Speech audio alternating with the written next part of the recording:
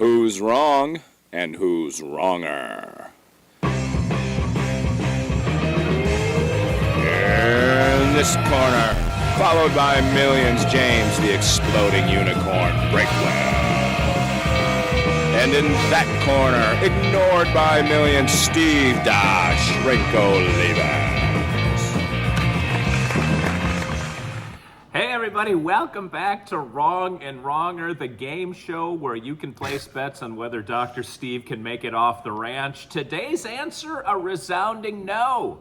So I am in my dining room, the harsh light. James, it's making me look unattractive, and that's not really something I am. You know what I'm talking about.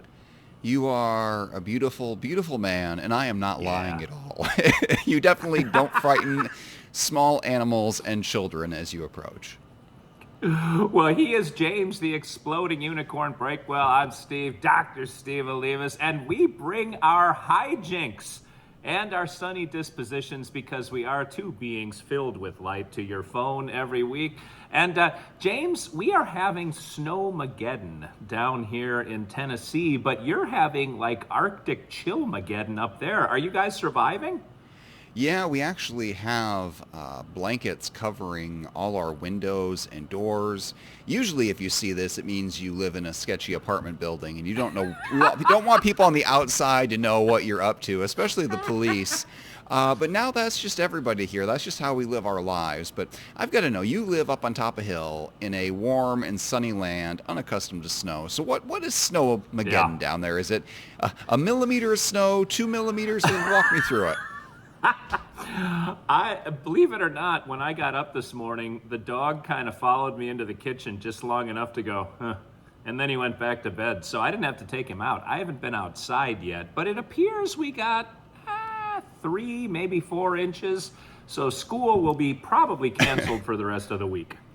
If not the rest of the year. I mean, 3 to 4 inches, that's over your ankle. I can't imagine any modern society coping with that much snow. So Godspeed, Steve. We'll be thinking It's still of you. snowing.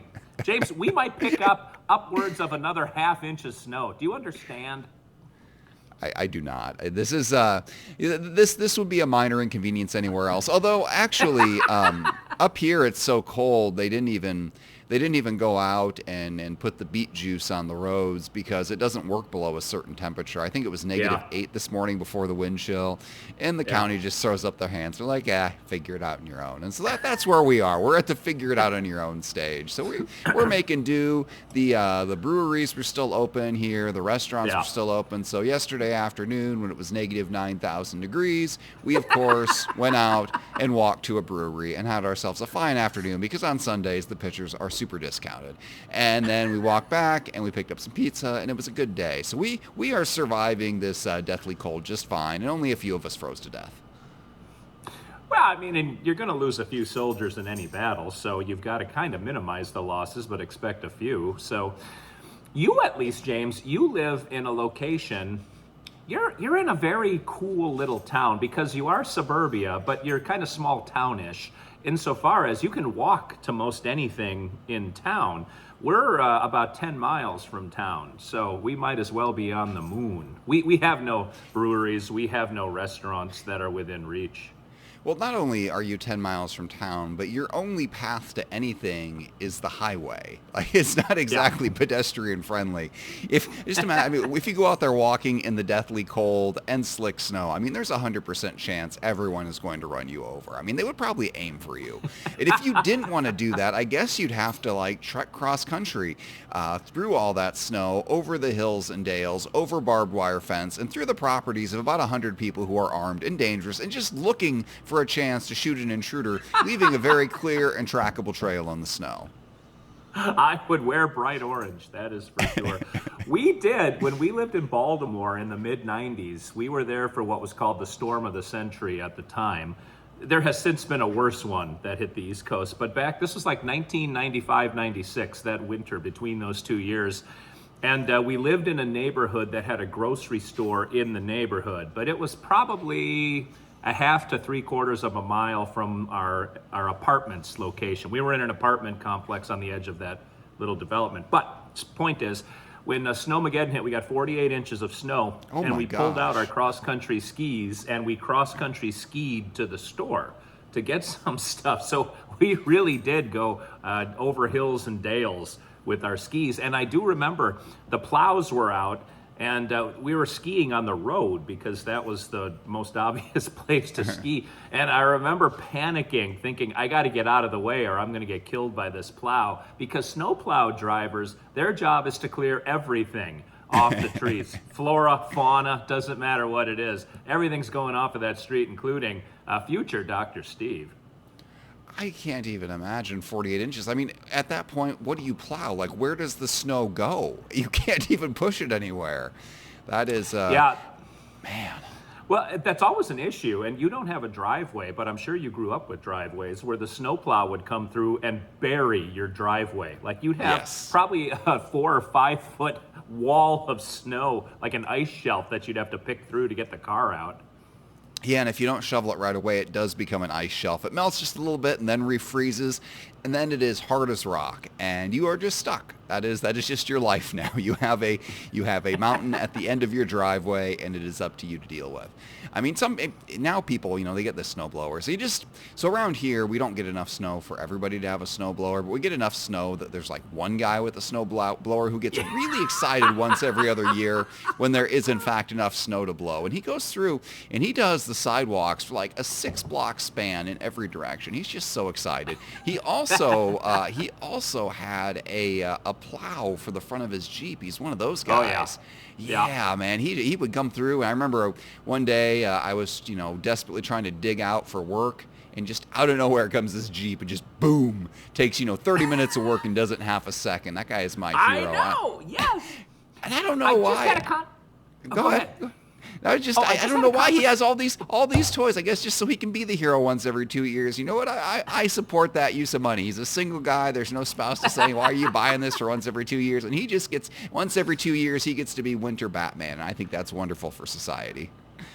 I'll tell you, that blade will probably pay for itself in a season or two because shopping centers and grocery stores, they all pay those guys to come in and plow their parking lots. And you can pocket some coin doing that, just taking a half an hour and getting the buy-in bag parking lot cleared. And it looks like a lot of fun, too. But the thing is, I don't think this guy does that. I think he just does the neighborhood. I think it's just for his own recreational use. But yeah, really, I mean, that does sound like a fun time. I abhor all work and all things productive, but you stick a blade on the front of a four-wheel drive truck and tell me to go nuts in a parking lot, I could have fun with that for an hour or two. Part of his job is to remain clear and organized with where the snow goes, Breakwell. So you can't get all liquored up and do donuts out there with that blade. Well, you can once. You just don't get any repeat business. So, it's all about making the most of the opportunities you're given. I just had this conversation, this is what I was going to say a second ago, with my mother, because my father's health is not good. And my parents got about 18 inches of snow over the last couple of days. So my mother had to be out there with a shovel and snowblower. And she's 74 years old. And I was like, will you guys please hire a guy with a plow on the front of his pickup truck to come through? Because what takes her 3 hours to do, like you said, he could probably do, not even exaggerating, in 8 minutes. Just get the whole driveway cleared out and be done with it. It's worth the investment. Right. Your mom is only 74. I mean, that's like 2 years older than you. I don't understand this age range. I think your parents are within a couple years of age of my wife's parents. I don't, and you're the youngest of like 15 kids. No, I'm way the old. My parents were ridiculously young when they had me. Oh, okay. I've got the order reversed. That makes more sense now. So they were like 15, and you were born 20 years old, and then that's how the math checks out. Oh my God! Yeah, my youngest brother is 15 years younger than me. Oh man, I got one of those. My youngest brother's 22 years younger than me. See, my mom, she was 19 when she had me, so I'm pretty close in age to my parents too. Then my other brother, the one who's 22 years younger than me, I mean, he's in the entire other, There's like a man. Yeah, I guess she was in her 40s when she had him. So yeah, that's she went from being the absolute youngest parent in class to being the grandmother, like literally the grandmother in class. It is. We go through that with our own kids though. With our oldest, we were the young parents or youngish parents. We had our first at 25, and then 8 years later, you get to the other one. You're like, look at those people. They had kids in their 30s. Who are they? We've got a couple that a couple friend of ours are Mennonites, and they're still pumping out kids. It kind of depends on the wife, of course, but the husband is a year older than me. He's 57, and she's pregnant. And he plans on keeping on going, and they've got 9 kids already. They're about to have their 10th, but they're happy. Like, they just want to keep having kids. That's what they do. I don't even know what to say to that. How old is she? I don't know how old she is. I don't know. I'm always kind of afraid to ask because it usually pops into my head in context with these types of conversations I have with my buddy Nathan. But no, I have no idea how old she is. Their oldest is 17 or 18 now. And at some point we'll hire him to work out here, do some stuff on the ranch. But that's them. That's their life. And now, they've got a beautiful house. They got a cool business. And what are you going to do? We have Amish up here. We don't have Mennonites. And I believe we've had a similar conversation to this before, and you got us canceled off the Mennonite Amish internet. But do Mennonites use electricity, or are they like Amish light? I don't... Yeah. Okay. So their family runs a business. They run the Amish store. I call it the Amish store up there, but they're Mennonites. That's probably what got us canceled last time, Steve. We've learned nothing in our 3-month hiatus. Absolutely nothing. I think when we said this before, it was something about that one or the other. I think maybe Mennonites can wear bright colors and Amish can't, and one or the other can use buttons. Somebody's going to jump in here and correct us, and it's probably going to be the same person who corrected us last time. They're going to be so disappointed at the lack of learning and personal growth that we both experienced here. I'm pretty sure they have buttons. They don't wear bright colors. They do use electricity. And according to my buddy Ernie, who does promotions and marketing for their store, some of them don't like their photo taken, and some don't mind their photo taken. So I do think there is kind of a more conservative, less conservative continuum even among the Mennonites. Well, maybe it's not more conservative, less conservative. Maybe it's just ugly and not ugly. I mean, you've probably got some lookers out there who want their picture taken, and then you've got a few Dr. Steves in the Mennonite community. You're like, well, maybe we don't. Maybe we don't snap this picture. Is your dog barking in the background? No. Oh, okay. I thought I heard the dog. I've never heard the dog before. Wait, but it was just... I hear it too, but it's on my headphones.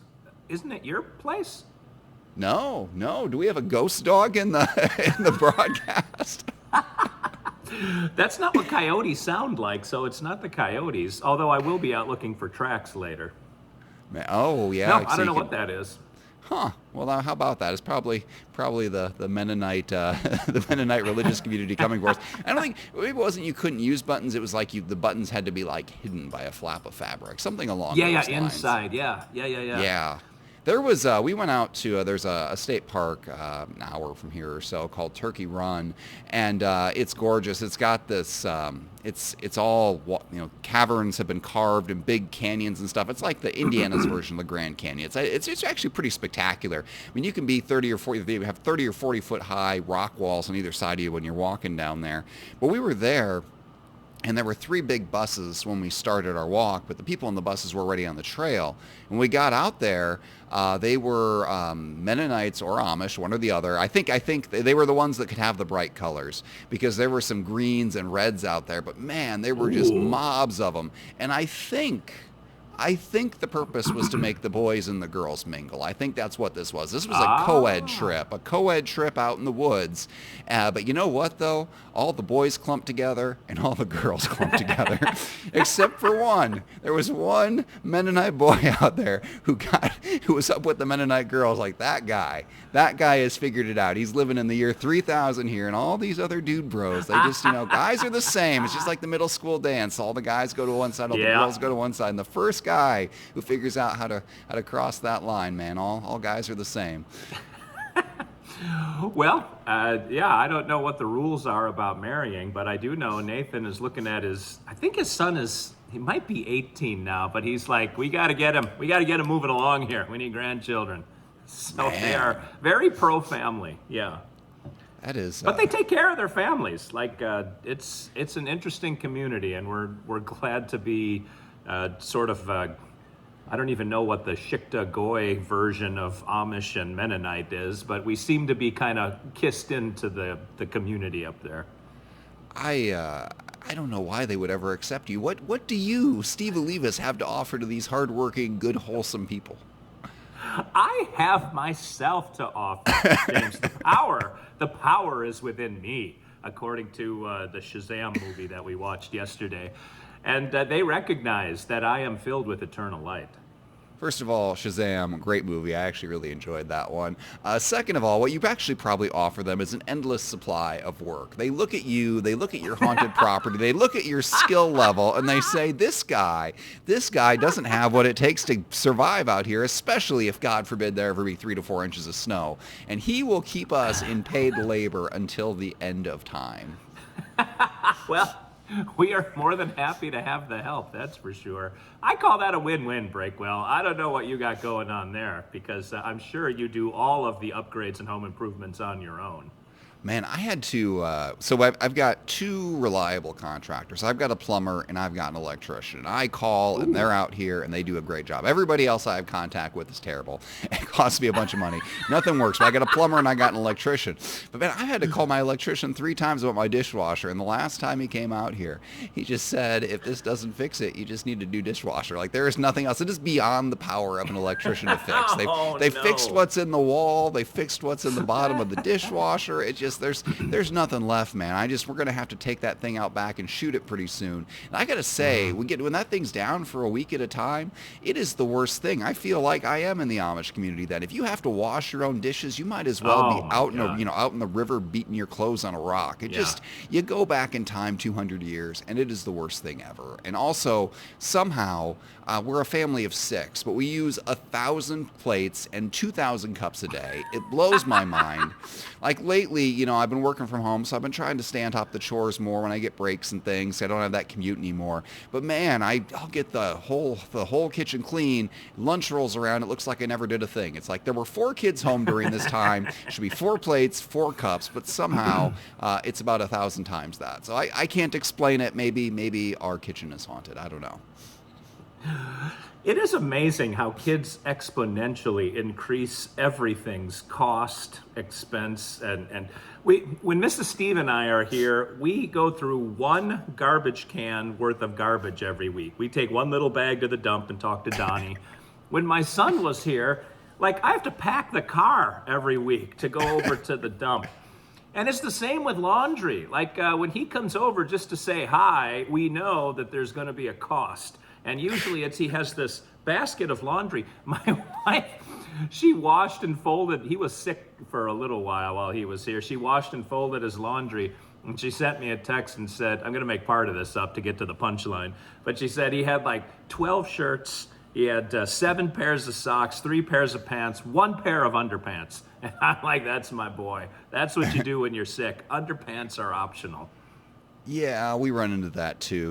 We go through the laundry, of which there are mountains, and only a fraction of it's in the laundry room. And you do the math. It's like there have been more days than underwear here, and we have the clothing for it. Just change your clothes, and showers are happening. So I don't know why the changing of clothes is not happening, or if clothes are just disappearing. I don't know. I don't ask too many questions. But yeah, my wife's parents go through something similar to you. So they've got I guess her parents and your parents are about the same age, but they have a bag of a bag within a bag, like a little Walmart grocery sack within their bigger trash bag, because they never fill that bigger trash bag. They just fill their little tiny bag and then toss it out. And I cannot imagine living with that little waste. It just does not compute. I can't imagine. You must have one of those construction dumpsters out back that gets emptied every week. What is it like garbage-wise when you have 4 kids, the 2 of you, and a whole bunch of pets?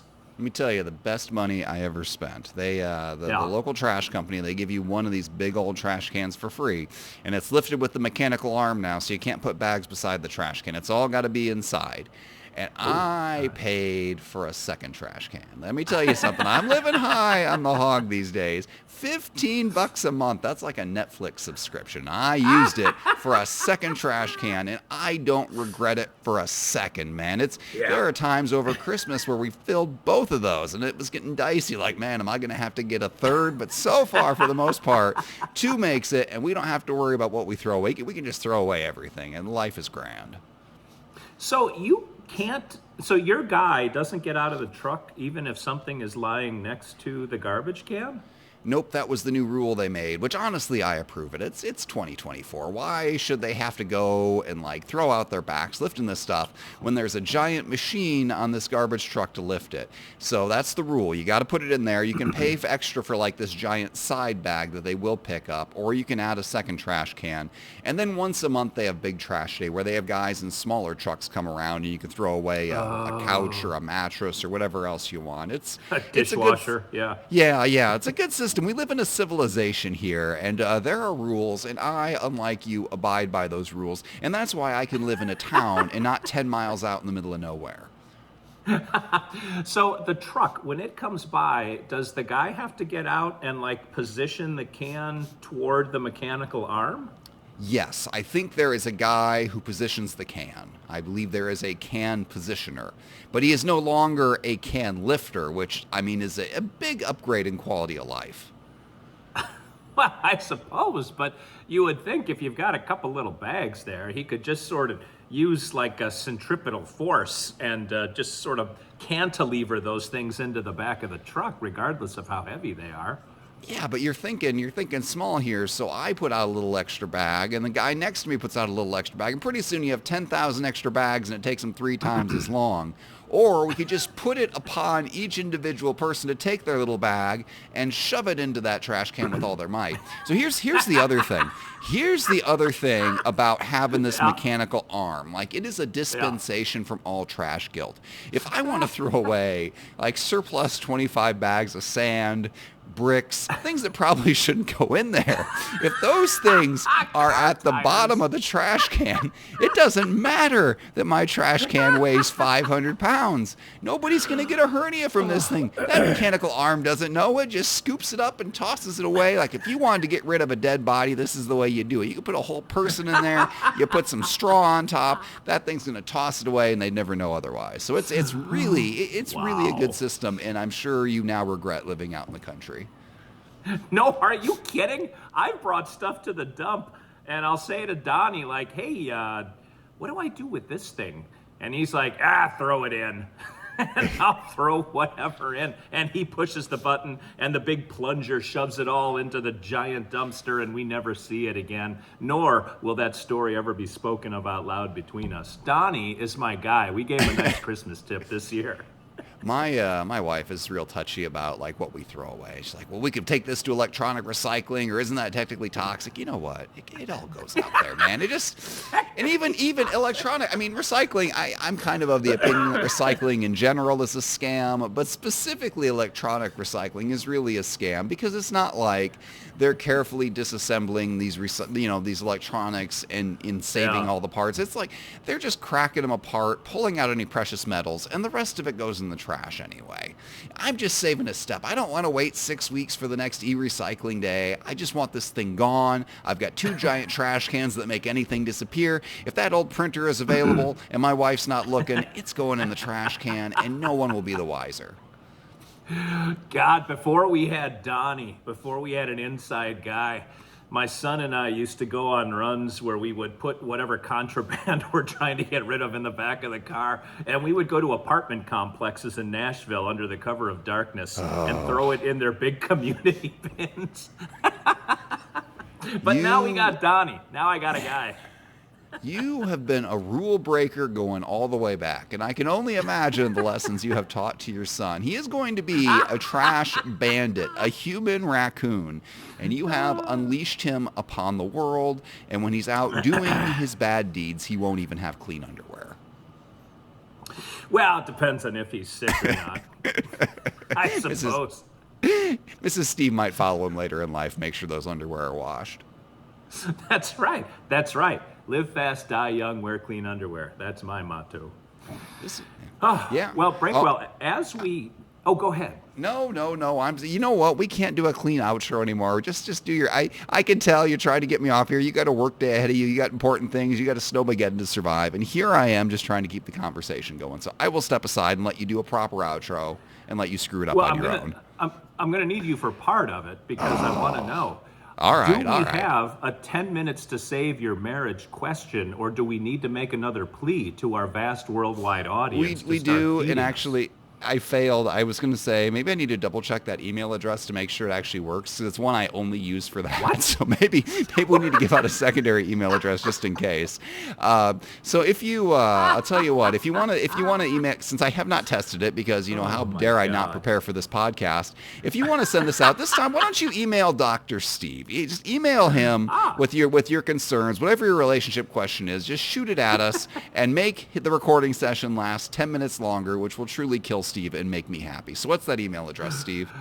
It is steve.olivas and the number 2 at gmail.com. Steve.olivas2, because there was a Steve.olivas, and so I had to put the number 2 back there to distinguish me from whoever the imposter was. Steve.olivas2 at gmail.com. You are only the second best Steve Olivas. And that's not even, that really kind of sums up your whole existence and value as a human being and how you are regarded by the Mennonite community. All right, get us out of here. That was a compliment. Wow. Well, this wraps up our second in a row. James, I feel like a new sober person at AA. Like we've got 2 under our belt, and let's just keep going. I expect a nice chip from you at the end of 30 days, by the way. If you want to join all the fun, frivolity, and everything that keeps us from thinking about why we keep getting out of bed every morning, join us again next week. But until then, this is Steve Lee. It's Dr. Steve for James, the Exploding Unicorn Breakwell, saying thanks for watching, thanks for listening, and pay attention because I'm not going to screw this up because 2 wrongs can make a right.